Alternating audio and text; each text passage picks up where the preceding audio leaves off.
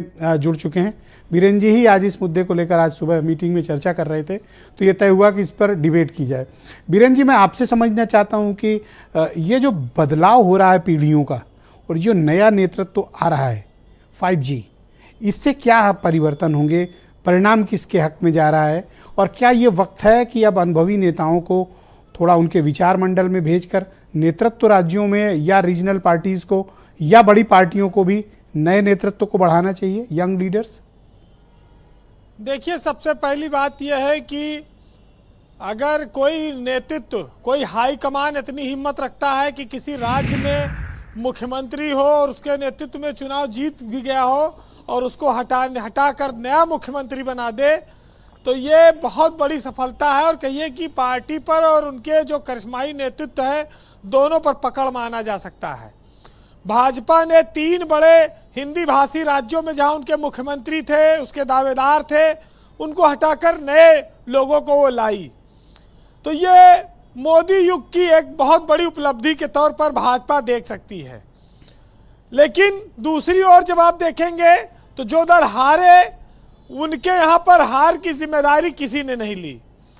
तो जवानी और बुढ़ापे का जो अंतर है, वो सियासत में भी इस बात की डिमांड करता है कि जब जो व्यक्ति असफल हो गया है, उम्र के पड़ाव को पार कर रहा है, ऐसे लोगों में बदलाव लाना चाहिए।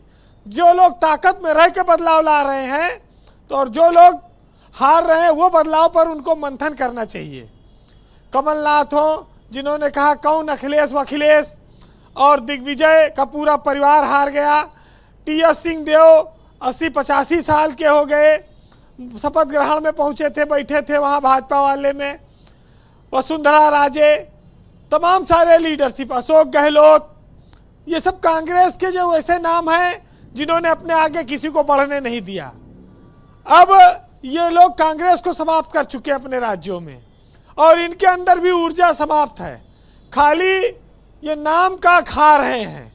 तो कितने दिन नाम का इनको खिलाया जाएगा? इस पर कांग्रेस की चर्चा इसलिए कि कांग्रेस एक राष्ट्रीय पार्टी है, जहां क्षेत्रीय दल नहीं है, उत्तर से लेकर दक्षिण तक वहां कांग्रेस है। इसलिए कांग्रेस को ज्यादा सोचना चाहिए। ब्रजेश जी, इस्तीफा लेना ना लेना ये पार्टियों का आंतरिक लोकतंत्र है, उनका अपना जो भी नीति है। लेकिन सवाल जवाब इसीलिए उठते हैं कि चूक कहाँ हो रही है। इंदिरा गांधी के बारे में तो कहते थे लोग कि वो रात में पौधा लगाती थी और सवेरे उखाड़ कर फिर देख लेती थी कि कहीं इसकी जड़ तो गहरी नहीं हो गई है। तो जिस पार्टी में एक जमाने में जनाधार वाले नेताओं को साफ कर दिया गया हो, जनाधार वाले नेताओं को हटाकर रबर स्टैंप नेताओं को आगे बढ़ाया गया हो, उन पार्टियों का हश्र बुरा होता है आगे चलकर।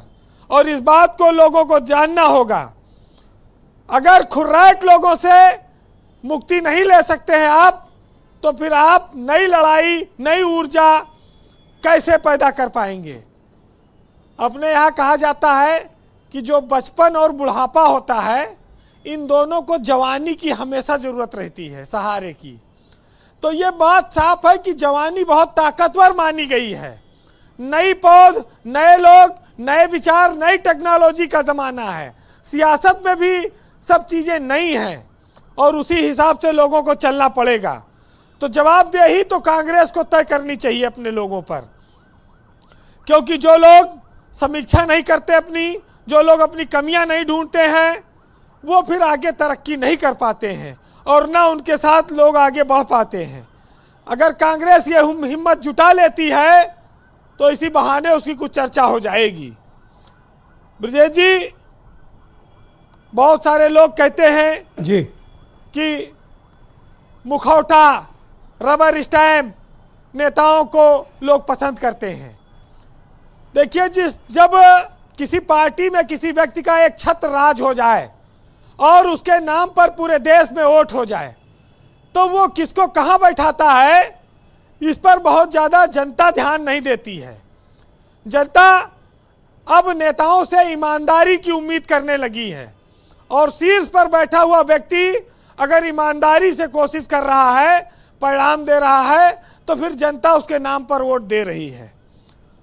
सियासत को भी एक प्रयोगशाला ही माना जाता है जी। और यहाँ पर जातीय समीकरण का, ईमानदारी का, मैसेज का, जिनके पास अच्छा समायोजन है, घालमेल है, वो लोग कामयाब होते हैं। तो ये बातें लोगों को समझनी पड़ेगी, राजनीतिक दलों को, कि परिवर्तन के साथ आगे बढ़िए। ये जरूर है कि मोदी राज में बीजेपी बहुत चमकी, लेकिन आज जो 3 मुख्यमंत्री नए बने हैं, इनके इतर भी आप एक मुख्यमंत्री देखिए उत्तर प्रदेश में, योगी आदित्यनाथ। योगी आदित्यनाथ दूसरी बार मुख्यमंत्री हैं, बहुमत की सरकार के हैं, और वो देश में बीजेपी का एक बड़ा भविष्य है, एक बड़ा चेहरा है, क्योंकि उनकी उत्तर प्रदेश के बाहर बहुत ज़्यादा डिमांड है और कहिए तो लोकप्रियता भी बहुत है। यूपी तो यूपी से ज़्यादा उनकी बाहर है। तो ये क्या है, बीजेपी ने एक मौका दिया, एक नया नेतृत्व उभारा, अब वो राष्ट्रीय फलक पर बहुत ज़्यादा उनकी डिमांड और वो चमक बिखेर रहे हैं। तो ये एक 3 राज्यों के अलावा उत्तर प्रदेश भी एक प्रयोगशाला और उत्तर प्रदेश भी एक उदाहरण है। जी वीरेंद्र जी। लेकिन कहते हैं कि कौन तुम्हें समझाए कि दर्द दिल में नहीं जिंदगी में है, और जिसका इलाज किसी वैद्य के पास नहीं खुदा की बंदगी में है। तो बंदगी तो करना पड़ेगा। लेकिन शिवराज सिंह के बारे में जानकारी मिली कि आज वो खेत में ट्रैक्टर चला रहे थे, मटर बो रहे थे, चना बो रहे थे।